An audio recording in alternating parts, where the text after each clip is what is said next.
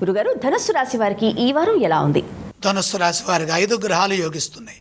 ప్రధానంగా సప్తమంలో గురువు, తృతీయంలో రాహువు, మిగతా 3 గ్రహాలు రవి, చంద్ర, బుధులు షష్ఠ స్థానంలో ఉన్నారు.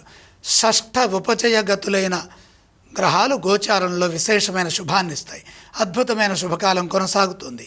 ఏ పని ప్రారంభించినా అందులో త్వరగా విజయం లభిస్తుంది. మీరు మీ నిర్ణయాలకు తగ్గట్టుగా ప్రణాళికలు సిద్ధం చేసి లక్ష్యాలను పూర్తి చేయడం చాలా మంచిది. ముఖ్యమైన కార్యక్రమాల్లో అభివృద్ధి గోచరిస్తోంది కాబట్టి స్వల్ప ప్రయత్నంతోనే విశేషమైన శుభ ఫలితాలు అందుతాయి. శుభప్రదమైన భవిష్యత్తుని నిర్మించడానికి యోగ్యమైన కాలము. ఉద్యోగంలో గౌరవం పెరుగుతుంది, గుర్తింపు ఉంటుంది, శ్రమకు తగిన ప్రతిఫలం లభిస్తుంది. నూతన ప్రయత్నాలు విజయవంతం అవుతాయి. ఎప్పటి పనులు అప్పుడే పూర్తి చేయడం ద్వారా ప్రశంసలుంటాయి. ప్రతిభతో పనిచేసి మెప్పు పొందండి. సృజనాత్మకంగా నిర్ణయాలు తీసుకోండి. తెలివిగా ఆలోచించండి.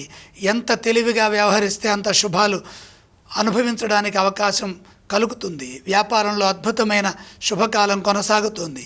ఇతరులపై ఎక్కువగా ఆధారపడకుండా సమయస్ఫూర్తిని ప్రదర్శిస్తూ ముందుకు సాగండి. అభీష్ట సిద్ధి కలుగుతుంది. శ్రేయోదాయకమైన భవిష్యత్తుని సొంతం చేసుకుంటారు. ఆర్థికంగా కొంత మిశ్రమ కాలంగా గోచరిస్తోంది. సమయోచితంగా ఖర్చు చేయడం మంచిది. ధనుస్సు రాశి వారు ఏ స్తోత్రాలను పఠించాలంటారు? మహాలక్ష్మి ధ్యానం శుభప్రదం. ధనుస్సు రాశి వారు ఏ ఆలయాన్ని సందర్శిస్తే వారికి శుభ ఫలితాలు కలుగుతాయి? లక్ష్మి దర్శనం మేలు చేస్తుంది. వారు ఎటువంటి దానాలు చేయాలి? అదృష్ట దేవత అనుగ్రహం కొనసాగుతోంది కాబట్టి దానాలతో అవసరం లేదు.